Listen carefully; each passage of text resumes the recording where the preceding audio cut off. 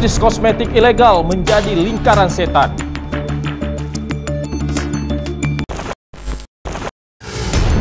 Seorang pria ditembak di hadapan istri dan anaknya. Oknum guru pondok pesantren diduga cabuli santrinya.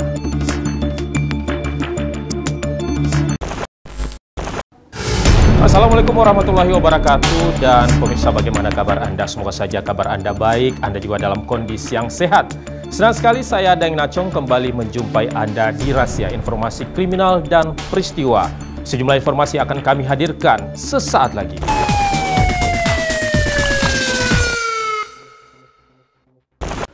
Pemirsa, Mira Hayati, satu dari 3 tersangka kasus peredaran skincare atau kosmetik mengandung merkuri di Kota Makassar, Sulawesi Selatan. Wanita yang dijuluki si Ratu Emas yang kerap kali memamerkan harta kekayaannya ini yang diduga diperoleh dari hasil jualan skincare berbahaya.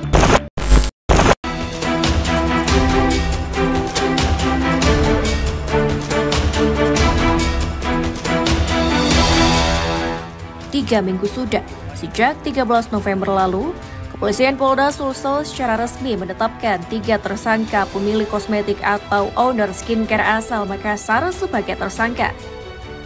Mira Hayati MH, suami Feni Frans FF bernama Mustadir Dengsila, dan Agus Salim. Penetapan ini dilakukan setelah polisi menyita ratusan kosmetik yang diduga mengandung bahan kimia berbahaya atau merkuri. Selain itu, petugas juga telah memeriksa sejumlah saksi dan meminta keterangan ahli serta melakukan gelar perkara. Salah satu yang paling heboh adalah si Ratu Emas Mira Hayati. Bahkan skincare Mira Hayati viral di media sosial setelah Dr. Oki Pratama lakukan uji lab skincare milik Ratu Emas. Kendati menyandang status tersangka, si Ratu Emas Mira Hayati tidak ditahan. Hal ini menuai sorotan dan menimbulkan tanda tanya di masyarakat terkait keseriusan aparat penegak hukum melindungi masyarakat dari kosmetik bermerkuri. Sempat dikabarkan Mira Hayati tersangka tidak ditahan oleh Polda Sulsel karena sakit dan kondisinya yang sedang hamil. Sementara itu, artis kontroversial Nikita Mirzani juga dibuat kesal oleh si Ratu Emas. Bahkan sempat ingin menemui Kapolda Sulsel untuk mempertanyakan terkait kenapa Mira Hayati tidak ditahan. Pagi rencananya saya mau bertamu ke Polda Makassar guna menanyakan ada apa ini dengan Polda Makassar, kok 3 tersangka kasus skincare berbahaya yang isinya merkuri dan hidrokinon tidak ditahan. Salah satunya adalah Mira Hayati dengan alasan katanya keadilan. Padahal di Makassar ini banyak sekali masalah-masalah kasus penipuan yang banyak sekali ditahan. Seorang ibu sedang hamil tapi tetap ditahan sama polisi bagian Makassar, Sulsel. Ya, nah saya mau bertanya nih karena saya agak bingung. Padahal ini kan hukuman penjaranya 12 tahun penjara dan denda 5 miliar. Kok bisa nggak ditahan sih, Pak? Skincare yang diproduksi Mira Hayati sudah jelas mengandung merkuri. Direktorat Reserse Kriminal khusus Polda Sulawesi mengungkap 6 produk skincare yang mengandung bahan berbahaya jenis air raksa atau merkuri yang beredar di Sulawesi Selatan. Dari Makassar, Tim Liputan iNews melaporkan. Sementara itu, sosok Feni Frans sudah menjadi rahasia umum jika dirinya tersangkut kasus skincare mengandung merkuri. Sementara produk kosmetiknya terbukti diuji laboratorium oleh BP POM Makassar mengandung bahan berbahaya merkuri.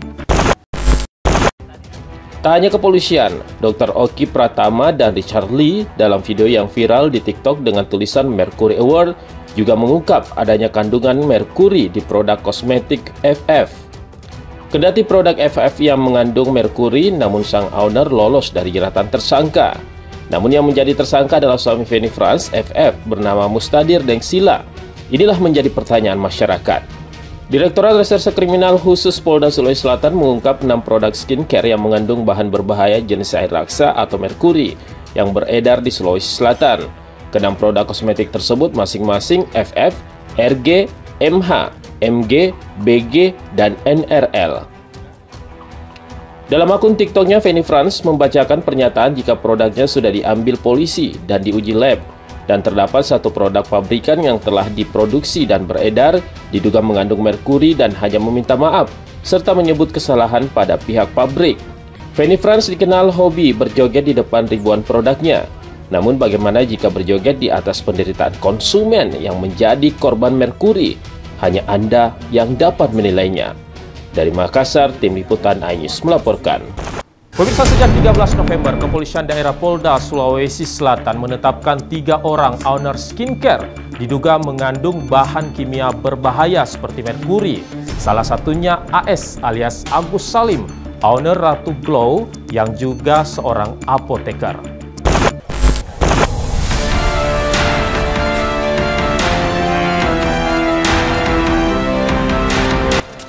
Satu dari 3 tersangka kasus skincare mengandung merkuri adalah owner Ratu Glow, Haji Agus Salim Bucar. Penetapan ini dilakukan usai pihak kepolisian melakukan pemeriksaan sejumlah saksi dan meminta keterangan ahli, kemudian melakukan gelar perkara.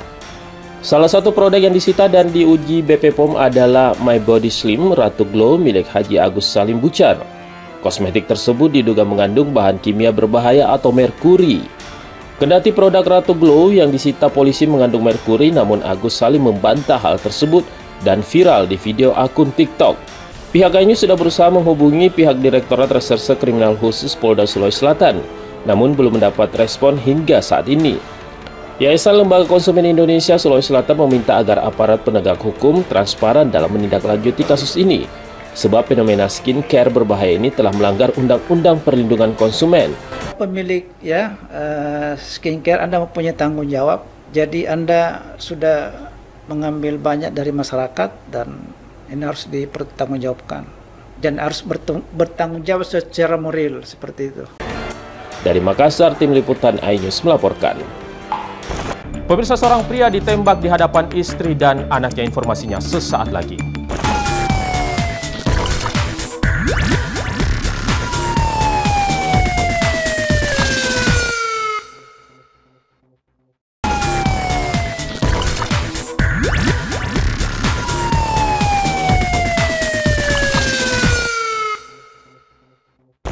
Terima kasih Anda masih bersama kami di program Rahasia Informasi Kriminal dan Peristiwa. Kita ke informasi lain. Dituduh melawan saat ditangkap, seorang pria tersangka kasus pencurian di Lampung Timur harus meregang nyawa usai ditembak oleh oknum petugas kepolisian. Mirisnya, kejadian penembakan tersebut dilakukan di hadapan istri dan anaknya.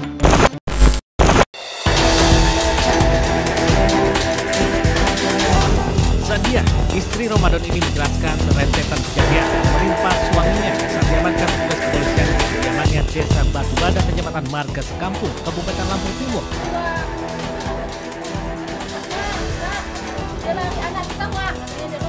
Akhir Maret 2024 lalu, pria 31 tahun tersebut dituding melakukan perlawanan dengan senjata api miliknya saat akan diamankan. Sehingga petugas mengaku terpaksa melakukan tindakan tegas yang dilakukan di hadapan anak dan istrinya. Tuduhan tersebut dibantah pihak keluarga bahwa Ramadan ditembak ketika saat dirinya menuju ruang tamu dan berpapasan dengan petugas kepolisian usai memperbaiki sandal di ruang tengah rumahnya. Tidak ada sama polisi lagi, sama 2 polisi itu di depan. Habis nyampe depan saya rangkul lagi suami saya. Nah, tolong saya mah, katanya gitu. Saya pegang lagi tangannya. Habis itu gini katanya, langsung lemas, dia lepas tangannya, saya pegang. Terkait dengan aksi penangkapan yang dilakukan dan kemudian ada keterangan bahwa saudara Ramadan melakukan perlawanan dengan Sempi. Sedangkan proses waktu di lapangan bahwa proses penembakan yang dilakukan pada saat kepolisian itu adalah di depan anak dan istrinya, dan kemudian dari keterangan istrinya bahwa Ramadan tidak sama sekali melakukan perlawanan. Ini pihak keluarga bersama tim penasihat hukum dari LBH Bandar Lampung melayangkan aduannya ke Divisi Propam Mabes Polri dengan 5 pihak sebagai pelapor. Keluarga berharap akan ada keadilan yang didapat oleh korban. Terlebih kejadian tersebut membuat kedua anak perempuannya mengalami trauma mendalam. Dari Lampung Timur, Lampung, Tinus Tristanto yang melaporkan. Pemirsa, Ketua KONI Makassar Ahmad Susanto ditetapkan sebagai tersangka dan langsung ditahan oleh Kejaksaan Negeri Kota Makassar atas kasus tindak pidana korupsi penyelewengan dana anggaran Silva KONI sebesar 5 miliar rupiah dari total anggaran sebesar 65 miliar rupiah. Penetapan tersangka setelah sebelumnya telah dilakukan pemeriksaan terhadap 49 saksi dalam kasus tersebut. Kejaksaan Negeri Kota Makassar menetapkan 3 tersangka kasus dugaan korupsi anggaran dana Silpa Koni Makassar tahun anggaran 2022 hingga 2023. Mereka adalah Ketua Umum Koni Makassar Ahmad Susanto bersama Sekretaris Umum Koni Makassar Ratno serta Kepala Sekretariat Koni Makassar Taufik. Ketiganya bahkan langsung ditahan di Lapas Kelas 1 Makassar selama 20 hari ke depan. Penahanan dilakukan setelah ketiganya menjalani pemeriksaan sebagai tersangka selama lebih dari 5 jam. Serta sebelumnya pihak Kejaksaan Negeri Kota Makassar juga lebih dulu memeriksa 49 saksi dalam kasus itu. Modus operandi yang dilancarkan para tersangka dalam melakukan korupsi tersebut dengan melakukan manipulasi data yang ada dan anggaran dana Silpa Koni tahun 2022 hingga 2023 itu digunakan tidak sesuai peruntukan hingga negara merugi miliaran rupiah. Berdasarkan perhitungan BPKP Provinsi Sulawesi Selatan, kerugian negara mencapai 5 miliar rupiah dari total anggaran yang cair sebesar 65 miliar.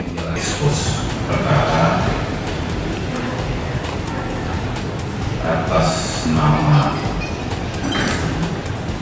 tersangka Ahmad Susanto selaku Ketua Umum Koni Kota Makassar, Ratno selaku Kepala Sekretariat Koni Kota Makassar, dan Ahmad Taufik selaku Sekretaris Umum Kota Makassar telah sampai pada tahap penetapan tersangka dan kita akan melanjutkan dengan tahapan selanjutnya yaitu melakukan penahanan terhadap tersangka. Atas perbuatannya, Ketua Koni Makassar Ahmad Susanto bersama bawahannya dijerat pasal berlapis terkait pemberantasan tindak pidana korupsi. Dari Makassar, Leo Muhammad Nur iNews melaporkan.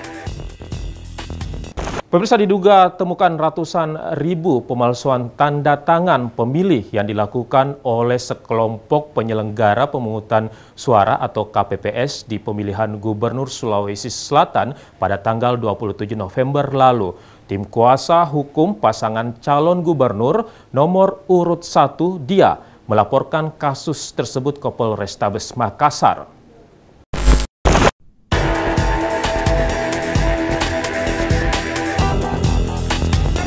Tim hukum pemenangan calon gubernur dan wakil gubernur Sulsel nomor urut 1 Muhammad Ramdan atau Dani Pemanto bersama Azhar Arsyad mendatangi Polrestabes Makassar terkait adanya temuan ratusan ribu tanda tangan yang diduga bodong atau dipalsukan pada perhelatan Pilgub Sulsel pada 27 November lalu. Pemalsuan tanda tangan pada dokumen kepemiluan seperti daftar hadir pemilih hanya bisa dilakukan oleh oknum yang bertugas sebagai kelompok penyelenggara pemungutan suara atau KPPS. Juru bicara dari Azhar, Asri Tada, membenarkan timnya telah mengidentifikasi adanya ratusan ribu tanda tangan pemilih yang diduga telah dipalsukan pada pilkada serentak baru-baru ini.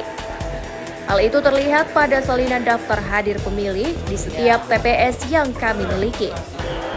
Tanda tangan pemilih yang diduga dipalsukan ditemui pada hampir setiap TPS di seluruh Sulawesi Selatan. Hampir di setiap TPS pasti ada tanda tangan yang serupa dan sangat mirip. Ada yang jumlahnya belasan, puluhan, bahkan ada yang sampai ratusan tanda tangan serupa. Kami duga pelakunya dari oknum KPPS. Ini adalah pelanggaran pidana yang hukumannya sangat jelas. Semua ini tentu akan jadi sengketa kepemiluan, termasuk juga sebagai pelanggaran tindak pidana umum. Kita itu menduga ada pidana pemalsuan tanda tangan pemilih di TPS. Dan itu dari data yang kami temukan itu hampir terjadi di semua TPS, bahkan Sulawesi Selatan. Untuk sementara tim hukum lagi sangat konsentrasi untuk menyelesaikan semua data di Makassar karena memang kita berencana mendaftarkan gugatan di Mahkamah Konstitusi besok, paling lambat besok. Kalau untuk laporan hari ini? Laporan hari ini sebenarnya laporan tindak pidana umum pemalsuan tanda tangan dan itu sudah terkonfirmasi. Dari data yang kami punya malah sebenarnya sangat banyak terjadi di TPS, karena kita bisa lihat dari daftar hadir pemilih itu kelihatan model, struktur, paraf itu hampir mirip satu dengan yang lain. Ada yang kita dapat puluhan, bahkan ada yang ratusan tanda tangan seperti itu. Itu saya kira perbuatan pidana yang sangat serius, memalsukan tanda tangan pemilih, sehingga itu juga pada akhirnya saya kira mempengaruhi hasil pemilihan suara, ya hasil suara yang ada di TPS yang bersangkutan. Pak, yang dilaporkan siapa ini, Pak? KPPS.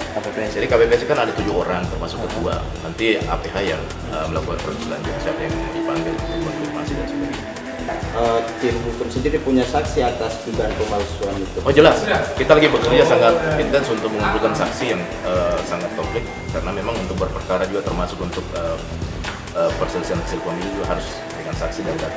Sebagai langkah awal, tim hukum dia akan laporkan beberapa oknum KPPS yang diduga menjadi pelaku pemalsuan tanda tangan daftar hadir pemilih di sejumlah TPS, sebagaimana dalam pasal 263 KUHP tentang tindak pemalsuan surat.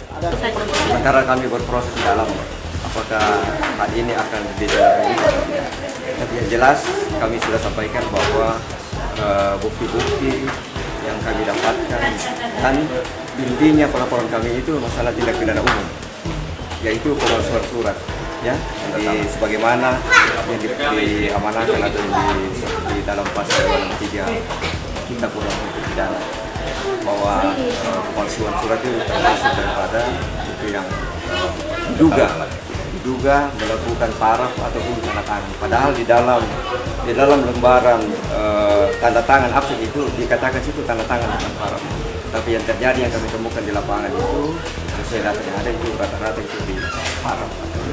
Dan ada salah satu juga yang kami berikan contoh di dalam sebagai satu kasus, kami sudah menghubungi yang bersangkutan. Yang bersangkutan mengatakan memang betul saya hadir di dalam pemilihan tersebut, tapi dia tidak bertanda tangan, tapi nyatanya di dalam absen itu ada tanda tangan yang dipalsukan seperti itu. Yang diduga. Rencananya tim pemenangan nomor urut 1 Dani Pemanto bersama Azhar Arsyad akan menggugat hingga ke Mahkamah Agung. Dari Makassar, tim Liputan iNews melaporkan. Pemirsa, kami akan kembali dengan informasi lain, diantaranya oknum guru pondok pesantren diduga cabuli 20 santrinya. Informasinya sesaat lagi.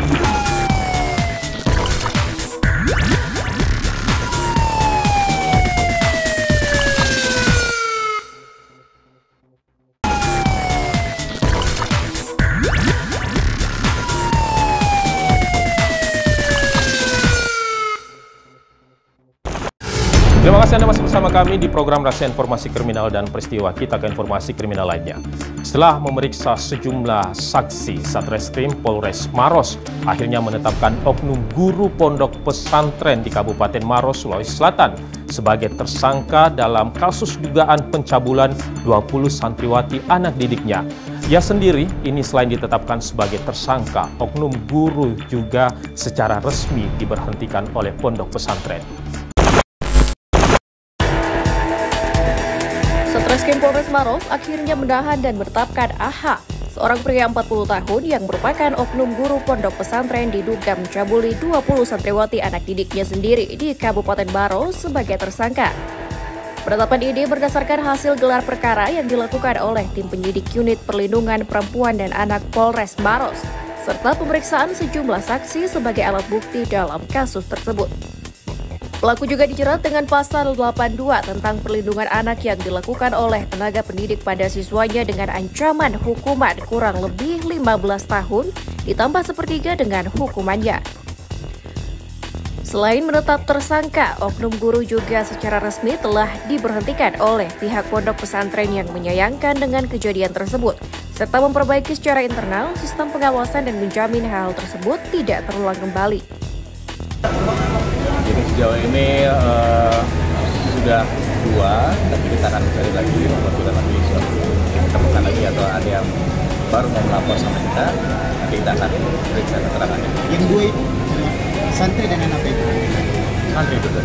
Santri. Pasalnya tentang pencabulan nanti yang jelas. Oke. Dan dalam proses penyelidikan kamar itu apakah ada kendala atau gimana, Dok? Oh, tidak ada. Kendalanya mungkin ada beberapa yang belum bersedia untuk melaporkan. Sudah ditahan? Sebelumnya, kasus dugaan pencabulan yang dialami oleh 20 santriwati ini terungkap setelah salah satu korban menceritakan kejadian tersebut kepada orang tuanya. Hingga keluarga korban yang tidak menerima dengan kejadian tersebut akhirnya melaporkan oknum guru pondok pesantren itu ke polisi. Dari Kabupaten Maros, Wahyu Ruslan, iNews melaporkan. Pemirsa, seorang sales promotion girl atau SPG di Kabupaten Cirebon, Jawa Barat menjadi korban pelecehan seksual oleh oknum DPRD. Tak terima dengan kejadian itu, korban melaporkan ke pihak kepolisian.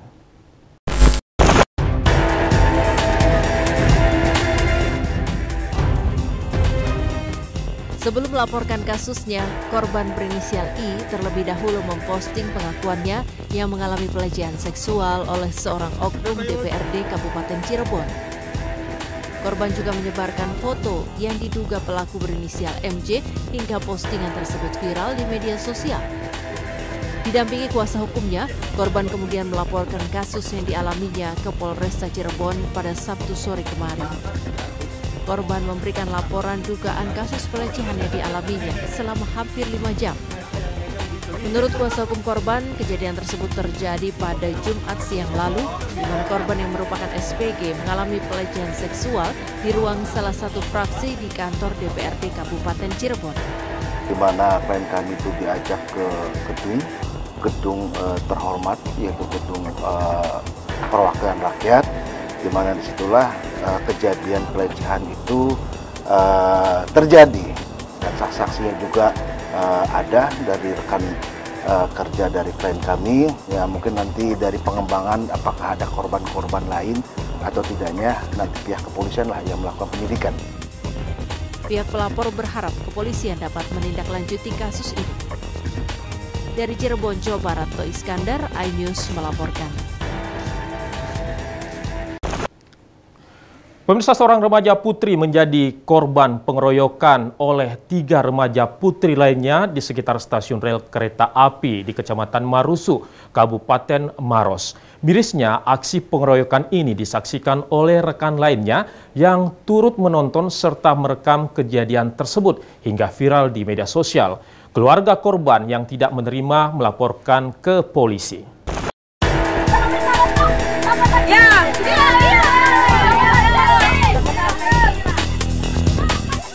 Dari rekaman video amatir yang viral di media sosial, terlihat seorang remaja putri menjadi korban pengeroyokan yang dilakukan oleh sekelompok remaja putri lainnya. Lokasi penganiayaan ini di sekitar stasiun rel kereta api di Desa Marumpa, Kecamatan Marusu, Kabupaten Maros.